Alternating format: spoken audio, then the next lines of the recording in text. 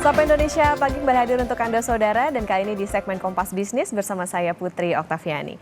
Saudara, tidak ada orang tua yang ingin mewariskan dan mendoakan kemiskinan pada anak-anaknya.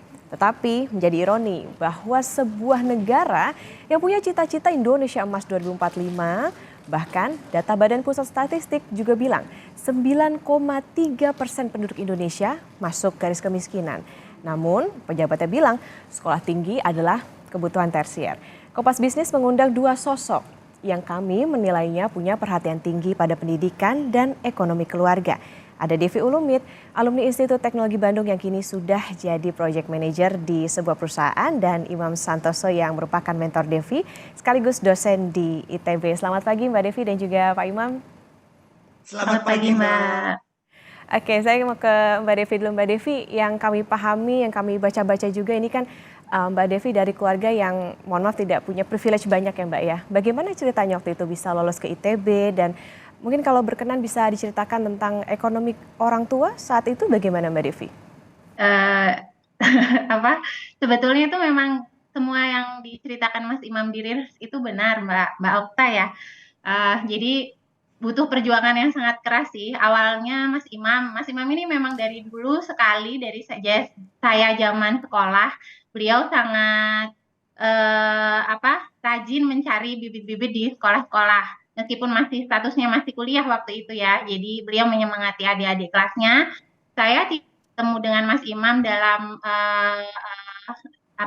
kurun waktu pendidikan di SMA, tapi beliau rajin mencari tadi. Kemudian dari sana saya sebelumnya tidak tahu sama sekali ingin kuliah di mana, nggak ada kebayang di mana, meskipun saat itu saya memang paling pintar gitu ya di satu sekolah itu, tapi tidak kepikiran sama sekali untuk kuliah. Kemudian karena Mas Imam menyemangati, jadi saya belajar saat itu, meskipun tidak tahu uangnya dari mana, sama sekali tidak kepikiran. Kemudian setelah itu ya belajar. Ketika lolos ibu saya tuh sama sekali nggak punya uang ya untuk makan sehari-hari aja, kami sulit gitu. Tapi saya berangkat aja. Ibu waktu itu mencari pinjaman, dapat uang 3 juta pinjaman, saya berangkat aja ke Bandung. Sampai Bandung terserah dia mau seperti apa. Waktu itu saya juga tidak terlalu connect dengan Mas Imam karena Mas Imam ini sepertinya masih baru lulus ya Mas ya, baru lulus kuliah. Iya, Jadi jadi dengan percaya dirinya aku menjamin kamu. Jadi iya, waktu daftar ulang, Devi itu kayak, kamu tidak punya uang, harus ada yang betul. menjamin. Tapi waktu itu ITB memberikan beasiswa ya, Devi. Betul, betul. Jadi Mbak Devi ini sempat tinggal di GOT, Mbak. Ketika SD, rumahnya di GOT di Bali sana. ya, ya, itu benar. Ketika sampai di Bandung, saya itu tidak punya informasi apapun tentang beasiswa ya. Beda dengan sekarang. Sekarang ini mungkin anak zaman sekarang lebih punya privilege-nya adalah informasi. Yang mana sebelum berangkat, sebelum sampai di titik mendaftar di ITB atau di kampus manapun, sudah bisa mencari informasi beasiswa-beasiswa yang tersedia sekarang. Kalau saya zaman dulu itu tidak ada sama sekali informasi beasiswa, jadi yang penting saya masuk aja ke ITB. Ketika daftar ulang, ya saya bilang sejujurnya bahwa saya tidak punya uang untuk daftar ulang. Waktu itu 3.010.000 kalau nggak salah tahun 2007. Kemudian oleh ITB akhirnya diberi pas udah terakhir gitu ya, anak-anak yang tidak bisa membayar daftar ulang diberitahu bahwa kamu harus mengajukan penangguhan. Apakah kamu membawa surat keterangan miskin? Begitu. Saya tidak membawa. Apakah kamu datang bersama orang tua? Saya tidak datang bersama orang tua juga. Jadi waktu itu saya mohon waktu untuk mencari siapa yang bisa menjadi wali saya atau bertanggung jawab atas saya bahwa saya pasti akan membayar uang daftar ulang ini. Jadi saya cari Mas Imam waktu itu ke Ke ruangan. waktu itu tidak terkenal secara ini ya, baik, masih hanya ketemu di Masih telepon. gembel lah dulu Mas Imam tuh ya, masih gembel. Jadi waktu itu dijamin oleh Mas Imam bahwa saya pasti akan membayar. Kemudian selama jangka waktu yang saya janjikan, saya mencari beasiswa. Jadi kalau yang saya belajar lagi ke belakangnya, mengingat lagi kalau misalkan kita memang tidak punya privilege ekonomi, anaknya sendiri harus benar-benar berusaha gitu. Tidak zaman dulu ataupun sekarang sama aja ya. Meskipun sekarang informasi banyak, tapi tetap aja usaha perjuangan itu wajib. Nah, kalau yang sudah punya privilege, semoga bisa memanfaatkan privilege-nya dengan bertanggung jawab, berintegritas gitu. Itu aja sih Mbak Okta. Ya, itu tadi Mbak Devi sempat jadi siswa yang bisa akhirnya lolos ITB tapi terkendala biaya. Nah, tapi kan itu ketika baru mau masuk ITB tadi kan tantangan-tantangannya. Nah, kalau ketika kuliahnya Mbak, ini kan tentu tadi nggak cuman berjibaku sama biaya pendidikan yang tentunya nggak murah ya. Nah, gimana bisa menghadapi tantangan dan juga akhirnya bisa selesai kuliahnya di tengah tentunya himpitan ekonomi tadi? Ya, selama saya kuliah 4 tahun itu memang, Bapak Ibu saya di rumah mungkin bisa nanti dikonfirmasi. Saya memang tidak pernah mendapat kiriman uang dari orang tua, justru saya berusaha untuk mengirim. Itu sebetulnya bukan kemauan orang tua saya, pasti meskipun ekonomi sangat pas-pasan, beliau pasti ingin mencukupi anaknya, semua orang tua seperti itu. Tapi saya sendiri ingin, tidak seperti itu, jadi saya mendapat beasiswa UKT. Sebetulnya banyak juga beasiswa lain yang tersebar kalau misalkan saya mau untuk mencari beasiswa hidup. Tapi saya tidak mau, saya ingin sudah cukup UKT untuk hidup saya akan mencari sendiri. Oleh karena itu saya bekerja macam-macam, ada, makanya disebut Devi Donat karena setiap hari saya membawa makanan ya, membawa donat itu, kemudian, sampai ngelamar-ngelamar jadi tukang cuci piring di kafe begitu, Mbak. Terus, di tahun kedua akhirnya saya diajak oleh dosen saya untuk bersama-sama mengerjakan proyek begitu. Jadi, untuk biaya hidup saya memang mencari sendiri, bekerja, untuk UKT saya dapat dari, beasiswa di kampus. Hmm, berarti meskipun terhimpit biaya tapi harus tetap kuliah, jadi tadi ngambil part-time ya Mbak Devi ya. Oke, saya ke Iya, Mas Imam. Mas Imam, waktu tahu tentang Devi, karena kan Mas Imam juga tadi dikatakan sama Mbak Devi aktif juga ya mencari mahasiswa yang mungkin kekurangan biaya untuk bisa lanjut kuliah. Gimana waktu itu melihat background-nya seorang Mbak Devi ini, value apa yang dilihat sama Mas Imam? Potensi apa sih yang ada di diri seorang Mbak Devi ini? Selain tadi tentunya Mbak Devi ini seorang siswa yang pintar sampai bisa lolos ke ITB. Jadi begini Mbak, saya itu percaya bahwa pendidikan bisa merubah hidup seseorang, termasuk Devi dan keluarganya. Nah, karena Mbak Devi itu dari keluarga yang tadi underprivileged, maka ini adalah suatu kewajiban bagi saya untuk apa ya, senior dan tahu jalan bahwa pendidikan di ITB itu bisa merubah hidup.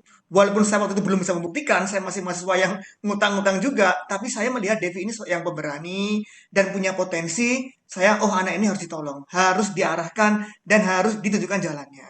Waktu itu saya bilang ke Devi, Dev, kamu masuk dulu aja di ITB. Di sana banyak beasiswa, ada kekuatan ikatan alumni. Pokoknya kamu jangan mikir dulu. Nah, waktu itu Devi langsung semangat, walaupun pada akhirnya tahun itu juga dia nangis terseduh-seduh berjam-jam nggak lolos. Walaupun dia nggak lolos, anak ini ternyata nggak patah juga semangatnya ya. Nyoba tahun kedua dan alhamdulillah lolos ke ITB. Jadi Devi ini memang anaknya gini Mbak, dia tuh beda, dia tuh seperti cowok tomboy gitu ya. Dia emang mandiri, jago pencak silat, memukul preman sejak SMP itu dia udah melatih muridnya cowok-cowok. Oh berarti anak ini akan survive nih kalau di Bandung. Jauh dari orang tua akan survive. Selain akademik, secara mental, kemandirian, resilience, adaptasi yang kuat, anak ini bisa diandalkan. Walaupun anak desa itu nggak gampang ya, karena bersaing dengan anak kota yang mungkin tiap hari bimbel. Devi anak di desa, waktu itu Dev, kamu harus ke kota segera karena cari bimbel lah, pakai biaya apapun gitu kan kan dia juga untuk biaya tesnya juga dibayarin orang gitu ibaratnya. Jadi saya melihat Devi selain dia akademiknya oke, tapi dia resilient, tahan banting, dan nggak pantang menyerah tadi itulah yang saya lihat dari Devi. Bisa melihat potensi di diri Mbak Devi, sekaligus tadi juga meyakinkan bahwa pendidikan itu bisa merubah nasib seseorang. Nah Mbak Devi dulu kan kalau kami lihat sempat juga ngontrak ya, bisa dikatakan di dekat selokan. Nah itu kan bisa dikatakan tempat yang mohon maaf kurang nyaman begitu. Nah gimana waktu itu belajarnya sampai Mbak Devi bisa tetap tentunya berprestasi sampai bisa dapat beasiswa? itu sebetulnya zaman dulu ya Mbak, ketika saya SD di Bali. Jadi, memori saat itu kurang, ingat, tapi ketika saya kembali lagi ke sana ya memang, apa ya, tidak memungkinkan ya. Kemudian saya pindah ke Jawa, ke Jember, itu di rumah nenek saya. Di situ, hal lain lagi selain kalau yang di Bali itu sangat terbatas di apa, fasilitas rumah ya, tempat tinggal. Kalau ketika di Jember itu, waktu jadi misalkan bapak saya itu minta melatih melatih apa namanya, pencaksilat dan lain-lain, itu terbatas di waktu. Jadi, bagaimana cara belajarnya atau survive-nya supaya bisa terus, berprestasi itu saya kurang ini juga ya kurang bisa memberikan tips-tips karena itu berjalan begitu saja sih Mbak ya. Di mana ada waktu, di mana ada tempat, ya dilaksanakan. Yang penting melaksanakan kewajiban dulu. Misalkan kalau misalkan kita masih sekolah, ya PR-PR dikerjakan, belajar di sekolah itu yang dimaksimalkan, begitu Mbak Okta. Yang penting kewajibannya dulu. Oke, Mbak Devi waktu itu kan juga sempat ini ya mengabdi di daerah pedalaman kan. Waktu itu juga sukses tentunya membawa muridnya ikut Olimpiade Sains. Waktu itu kalau Mbak Devi lihat gimana sih potensi pelajar di sana, kemudian fasilitas pendidikan di wilayah pedalaman itu seperti apa sih Mbak Devi? Kalau yang di pedalaman pengalaman saya semua banyak sekali orang yang sangat baik, yang sangat yang punya semangat sangat tinggi ya, baik dari guru-gurunya, anak-anaknya, orang tuanya juga, tapi mereka harus diberi informasi begitu Mbak, terus dibimbing. Saya waktu itu pendekatannya tidak hanya ke anak-anak ya, kalau belajar bisa di kelas atau pulang sekolah itu saya juga didatengin anak-anak minta belajar terus. Saya kurang tahu apakah seperti itu yang mereka inginkan, tapi saya berjalan seperti biasa aja, nggak ada tips-tips khusus ya. Pokoknya anak-anak minta belajar ya belajar, buka laptop, ayo buka laptop, dikenalkan sesuatu yang baru, belajar main-main gobak sodor gitu misalkan, apa yang ilmu pengetahuan yang bisa dimasukkan ke mereka yang ada di dalam kurikulum begitu. Kemudian pendekatannya lagi kita silaturahmi ke orang tua, Pak ini gini, seperti ini, ada peluang seperti ini, kalau anak Bapak kuliah akan menjadi seperti ini. Saya juga cerita tentang diri sendiri, begitu. Ada loh waktu itu murid saya yang ikut ke Bandung. Jadi selepas saya selesai mengajar, karena itu tadi ya, sering silaturahmi dengan orang tuanya, kemudian orang tuanya semangat, meskipun tidak tahu biaya dari mana, jadi orang tuanya percayakan anak tersebut ikut sama saya pulang ke Bandung. Ketika di Bandung, saya dibantu Mas Imam dan juga teman-temannya untuk ikutan bimbingan belajar dan menyiapkan anak tersebut untuk ikut SPMB. Sekarang anak tersebut sudah jadi dosen juga di Bangka Belitung begitu. Itu murid saya di pedalaman. Murid SMA. Jadi waktu itu saya ditugaskan untuk mengajar SD, tapi saya tidak hanya di SD, saya ke SMP, saya ke SMA mengajari atau bukan mengajari ya, sharing apa aja yang saya bisa, yang saya tahu dari kota begitu. Kalau saya bisanya silat ya saya ajarin silat, ikut pramuka, ikut apa. Untuk guru-guru juga waktu itu saya bersama teman-teman pengajar yang lain itu sharing apa yang sudah kami dapatkan dari kota. Begini cara belajar yang kreatif seperti ini, teknologi-teknologi yang kami tahu di kota seperti ini begitu. Oke, baik. Berarti memang selain juga tentunya fasilitas, tentu yang harus diperhatikan adalah soal bagaimana awareness tentang pendidikan ini penting meskipun terkendala ekonomi. Oke, nanti kami akan lanjut lagi usai jeda Mbak Devi dan Mas Imam. Dan juga saudara tetap bersama kami di Sapa Indonesia Pagi. Kompas Bisnis kembali hadir untuk Anda saudara. Kami masih bersama dengan Mbak Devi Ulumit, alumni Institut Teknologi Bandung. Dan juga Mas Imam Santoso, mentor Mbak Devi sekaligus juga dosen ITB. Mas Imam, sekarang kalau kita lihat kan memang yang lagi panas soal isu uang kuliah tunggal. Nah tadi kalau Mas Imam kan memang sering mencari juga begitu ya potensi-potensi calon mahasiswa baru yang memang mereka terkendala secara ekonomi. Mas Imam tanggapannya gimana soal isu uang kuliah tunggal yang di beberapa universitas ini dikatakan naik begitu? Silakan. Begini Mbak ya, untuk pendidikan yang bagus itu mahal, labnya harus bagus. Itu misalkan di prodi saya itu kita ada SEM yang kayaknya 3 miliar. Jadi untuk kualitas yang sangat bagus memang perlu uang yang tinggi. Yang jadi masalah adalah dari mana uang itu? Apakah dari mahasiswa ngambilnya atau dari mana?